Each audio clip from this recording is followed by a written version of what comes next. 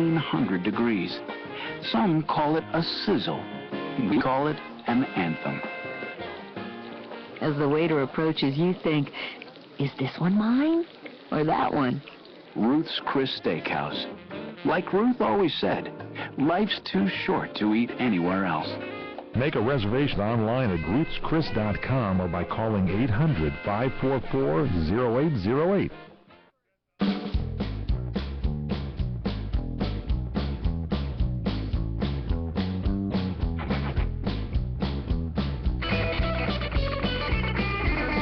Welcome back here to the PM show with yours truly, Michael Horn. And I'm Paul Stern. What's that? And I'm Paul Stern. No, it's not like you're too excited about that. I'm excited as I can get. Well, there's this in Kalamazoo on Saturday. Last time I checked. This big melee's going on where apparently 4 customers in this vehicle at a Wendy's drive-through lane claimed their order was incorrect. They hurled drinks, hamburgers, and an employee. The employee then threw food at the vehicle, hit the vehicle with a drink, ketchup, and fries. Well, the employee's got a pretty good shot. Now, 2 people from the vehicle went inside the restaurant where they fought then with employees. That isn't good.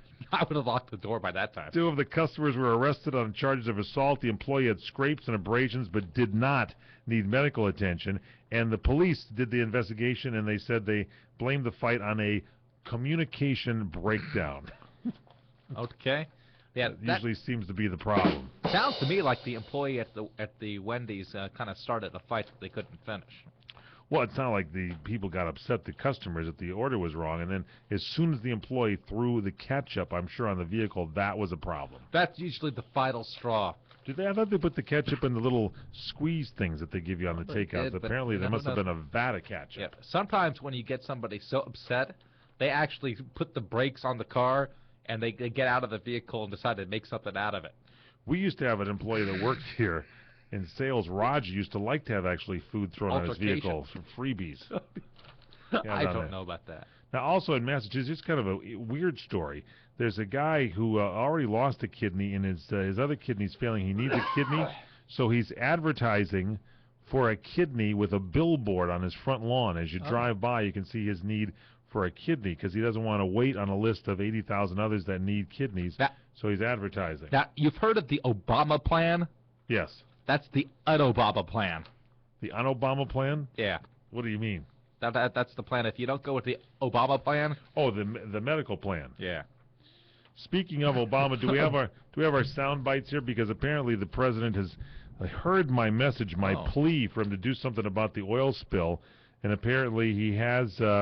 actually travel to Louisiana. Let's listen to cut 1. He's on the beach. Well, apparently we're not ready for the sound. You kind of get the feeling that some people... Oh, it's me. Hold on, Tomas. Just back it back up. I'm sorry. I don't have my switch ready in here. It was me. All right, here we go. This is President Barack Obama with his plea to people for Louisiana. If people want to know what can they do to help folks down here, one of the best ways to help is to come down here and enjoy the outstanding hospitality.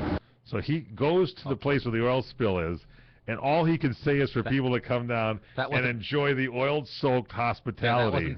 I don't think he said oil-soaked. Well, no, I'm saying that. Then again, people have been complaining like I have because he's doing nothing about it, so then he tries to use his memory to recount how many times he's been there. What I've heard from a number of local officials during my trip today is what I've heard from folks on each of the 4 visits that I've made to this region since the Deepwater Horizon explosion happened in April. So he's telling you how many times he's been there, and then finally, he's taking some credit for the success here. This response effort has to happen on a bunch of different tracks. It means containing as much of the oil as we can, as quick as we can. After seeing an initial oil collection plan from BP, we went back to them and said that they need to move faster and more aggressively. And they've now come back with a plan to accelerate steps to contain over 50,000 barrels a day by the end of June. This is the most ridiculous political mess ever. This guy is doing nothing about it, and BP is doing nothing. I don't think. What do you want him to do? Go down with like a wet nap? Yes, I'd like to see him in a wetsuit going down there to check it out. And then the people on Fox complained that he had fancy pants. Now, what does that mean? He's got fancy pants. That's what he said. He goes down and tells you what we can all do is we should go to the beach. That's what he tells us to do. Is Barry Farber available right now? Barry, will you chime in? Because I don't know if you heard that sound bite. We'll roll over here to the microphone, Barry. No, I can't hear anything regarding the oil off of but it. I heard you, and I heard Paul, and I am just trying to decide. I'm trying to be very, very fair here. Sometimes that's heavy lifting because I'm not a big Obama fan, and I think he's leading the country towards disaster.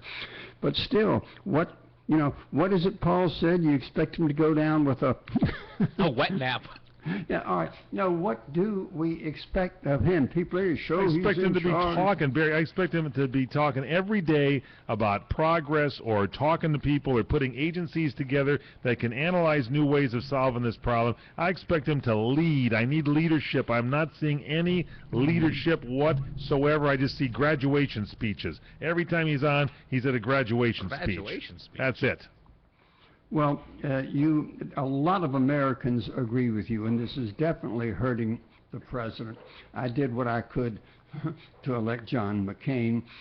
Lots of luck. But still, I just hate to see anybody take an unfair rap. He didn't cause the leak, and we're talking atmospherics, Mike. He should show that he's the leader, and he should take charge. When at the end of the day, what can he do that he's not doing? I just told you. You got James Cameron. You got all these actors that want to come in and have ideas. You got these guys that come up with stuff. You got the Dutch Navy that wanted to go give us tankers to go out there or boats that will go and clean the water. And he's not organizing any of this. He should get in and say, all right, come on, you guys come in and do this. Let's have a meeting. Let's talk about this and talk to people, scientists, about what we can do. And he's doing none of that. That's solid. I give you an A+ for the answer. Thank you. Yes, so much. Flossing. Yes, go ahead, Barry. You got about 30 seconds for the break. No. I'm just saying, but what you're saying is solid. Dutch Navy and this idea and that idea, but so many Americans are just pointing the bony finger of indignation. No, I just want leadership. I want to see somebody in there that's going to lead and say, hey, look, let's see what we can do to all help on this deal. Hang on, Barry Farber coming back with more. Paul Stern, Michael Horn. It's the PM Show. Are you struggling with too much credit card debt? Sky-high interest rates, late fees, over-limit fees? Having trouble just making the monthly minimums? We can help. We're Credit Card Relief. We've helped thousands of people become debt-free in months instead of years, all while saving thousands of dollars and without risking your family home. No, this isn't bankruptcy. It isn't one of those credit counseling deals or a high-interest consolidation loan. We're Credit Card Relief. We've been helping people just like you for nearly a decade. We're an attorney-driven program with an outstanding